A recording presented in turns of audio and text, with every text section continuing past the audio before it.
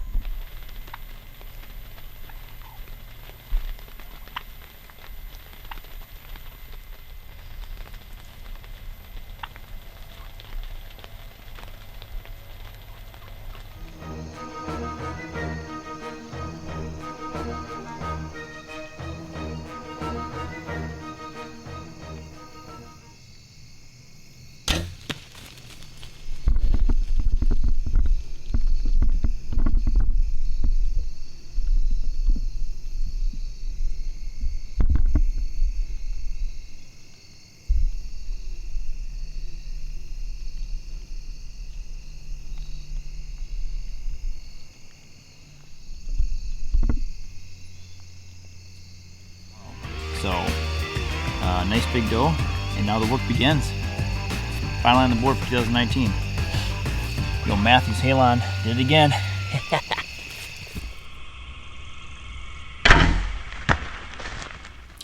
So after harvesting that doe, and for the remainder of September and October, I would end up monitoring cameras with the hopes of trying to pick up my #1 hit list buck, a deer I would call Beast. And he was a giant mass. He had tines everywhere. He had 19 points that year. And I had a history of him showing up on the farm in the middle of October from the previous 3 seasons. But then this year, on October 13th, in the morning, he was about 110 yards away from me on the other side of a tree line. Didn't know that at the time until I got down and checked cameras. But he came in and he was working one of my mock scrapes. And that would end up being the last time I would capture him on camera over that 3-year period. So I found out the neighbor shot him to the north during gun season, and I would find that out after harvesting this deer. But I knew by the 3rd week of October, when he wasn't coming through his normal jaunts at the same time of day, in the same parts of the farm, and I had cameras everywhere, I knew that something was amiss. And sure enough, he was harvested. So congratulations to the hunter. He was a high 180s deer, and just a buck of a lifetime. But so this deer showed up the year before as a 6x6 at 4.5 years of age. And I thought, man, if he's around, and I just kind of kept him on my back burner, never really made him my #1 hit list buck. But when he showed up in 2019 at 5.5, and he put on a lot more mass, I thought, you know what, if he shows up and I get an opportunity, I'm going to take him. So I ended up killing him with the rifle, and I didn't get the harvest on camera because it was the rain was coming down pretty hard. And so my camera's in my backpack the whole time to keep it dry. And in the 30 minutes prior to the shot, he, along with 5 other bucks, were chasing the same doe. And it would have been epic footage, but I wasn't in a box blind or a pop-up blind. I was up in a tree stand. I'm up in my lone wolf tree stand and just watching the edge of a food plot. And I mean, I was already soaked, and I didn't want my camera to be ruined, so I kept it in the backpack. And then about the 3 or 4 minutes prior to him showing up, he was buck number 5. The rain didn't quite completely stop, but it slowed down to like a light mist. And at that point, when I first saw him, I should have taken the camera out because I probably could have gotten away with getting the footage and not damaging the camera. So, but I left it in the backpack, and I'm going to go ahead and talk about the post-kill reaction and ultimately the retrieval of this deer. So, hope you enjoy it. Totally didn't get on camera. God. Shiitake mushroom, as my buddy Drew likes to say. Oh man, that was exciting. Gotta sit down. Oh crap. God, I just got out to the farm here a little after 2 o'clock and it was pouring rain. So I had my camera in my pack and covered up, and I was filming one buck after the next with my phone. So I get here first, and I'm in the stand maybe 10 minutes, and a doe came out from the west. So she came in from upwind, and she was going to turn and circle and go down towards the creek, either to cross or have a drink of water.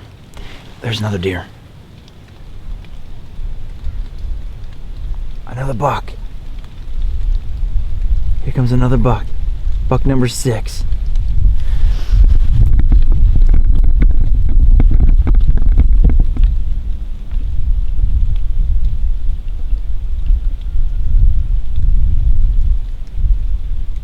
I'm just telling the story here. The power of a hot doe during the middle of the rut.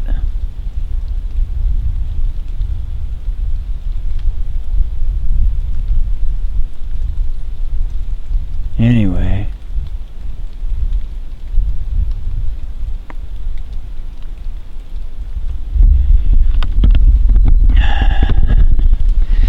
He's late to the party.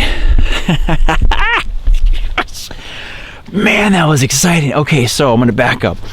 So a few days ago on the farm, there's a beautiful 150s class 6x5 that showed up. And he was hitting all my cameras, all my mock scrapes. He came in at like 2:30 in the morning. And then a couple days ago, he showed up around 2:15 in the afternoon. And so there's a front coming through, and the buck is coming down the hill now. There's a front coming through tonight, and it just stopped raining. Dang it, I could have got that entire thing on film. So I'm in the stand here, and I'm filming in between like the squalls of rain with my cell phone, with my iPhone. And this doe comes out, and she comes out to feed or cross. Eventually she makes a circle. She comes right past the decoy, and she circles, and she goes and she crosses the creek, right? And then she goes off further to the west. And then about 15-20 minutes later, 2 little fawns come out and feed, and they completely just ignore my buck decoy, paid it no mind, and they just went back to feeding, no big deal, and just kind of circled off to the north, right? And then they're almost off the field, and here comes a doe running full bore, tongue hanging out, mouth gaping open, and she cuts across the corner of the field, and her tongue is hanging out, and she's zigzagging, her tail's tucked down below her legs, and I'm like, God, here we go. And sure enough, the 2 fawns on the northwest corner of the field, they look off to the northeast, and here comes buck number 1. And buck number 1 comes running down. He cuts across the field, and it's like pouring rain, and I'm filming with my phone. The good camera's in the pack. Dang it. So, I mean, I don't want to take the camera out. The camera arm is set up. Everything's good to go. I'm assuming I'm going to have to hunt after this buck tomorrow. but this front just ending, and it's cold. It's gonna get down to the 30s with rain turning to snow. I was like, God, you know, it might happen tonight. And sure enough, this hot doe comes around down the hill, and she comes within maybe 25, 28 yards of me, and then off she goes, zigzag along the creek. And then buck number 1, 2, and 3 come barreling down the field, and the first one comes out and pushes my buck decoy over, you know. And I got a little clip of him on my phone, and then it starts squalling again, like rain's coming down sideways. I'm soaking wet. I'm like, okay. So I put the phone away, and I can protect the phone, but it's you know, even at that, I mean, I don't want the phone to get all wet, right? So I put it away.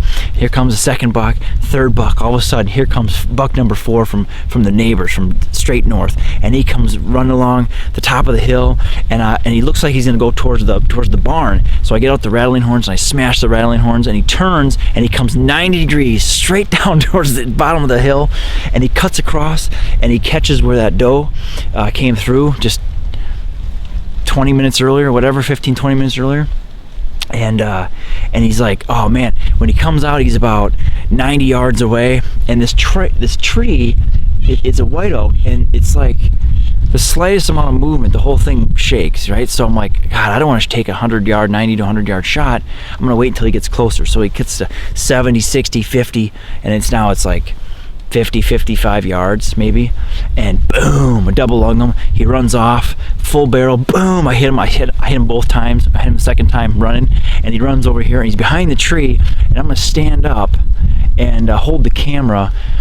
I can barely see him with the naked eye, but he's right smack dab behind the tree. So I'm gonna do the best I can, and then I'm gonna get down and do the recovery. Oh man, see, like the rain was coming down pretty heavy, and then like right as he shows up, he's running down, and I'm like, oh God, do I get the camera out and put on the camera? Screw it, I'm just gonna I could have got it on camera. Dang it. I got little shits, little tiny bucks on camera with the phone. There's this little guy speeding a little buck.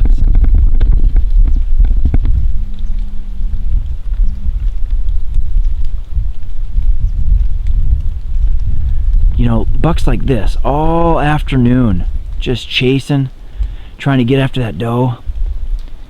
He's late to the party. I don't normally do good during the rut. I mean, I pick a buck that I want to go after with the bow, and I try to get him from the middle of October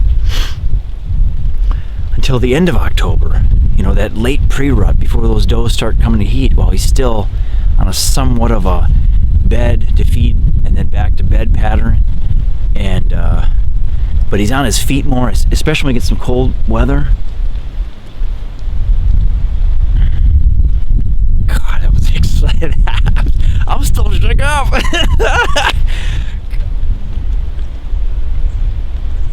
Alright, there's a stand. So I hid him the decoy.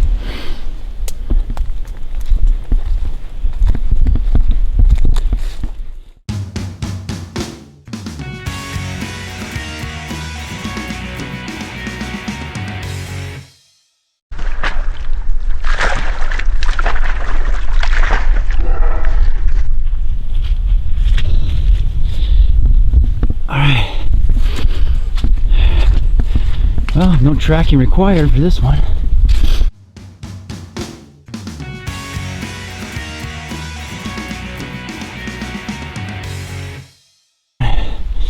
All right, here he is.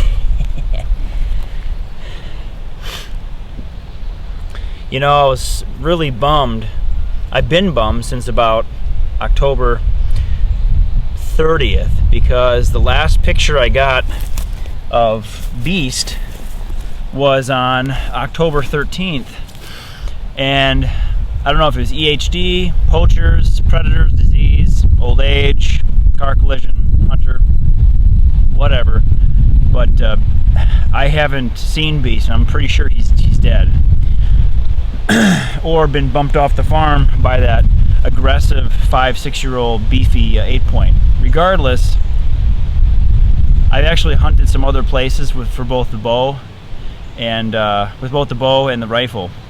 I haven't cracked out the rifle in years because I've always tagged out with the bow, and I thoroughly enjoy archery quite a bit more than I do gun hunting. But this year I wanted to pull out all the stops and at least try to get beast, if not something else that was respectable and worth a trip to the taxidermist. You got to get on them right away, because if you don't, the window closes quickly. And my wife Fanta has been very supportive. She knows how much time it takes and effort, regardless of the wind direction, the weather, the temperature. I mean, I'm out there, you know, and it takes a lot of time. So baby, I love you.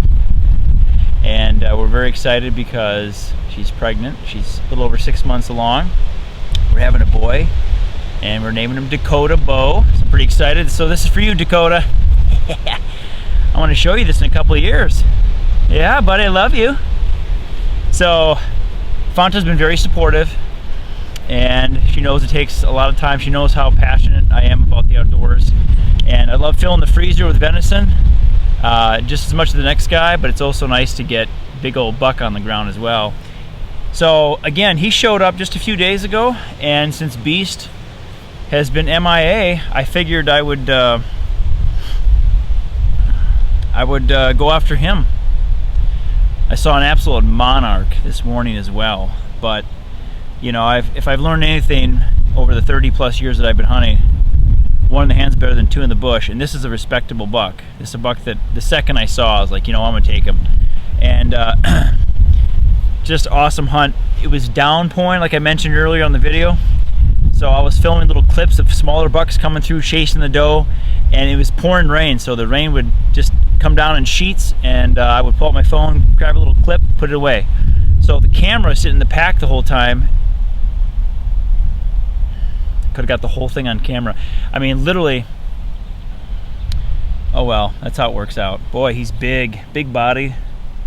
Tarsal glands are all dark and stained. He smells beautiful. 6x5. Look at that. Nice long main beams, chocolate rack. Very cool. So we'll get a tag on him and register the deer. And I'll try to zip on home quick and grab the camera before it gets too late. By the time I get this all done, it'll be dark, so the pictures will be after dark, but that's cool. Another one bites the dust. That's for you, Dakota, and for you, baby. I love you.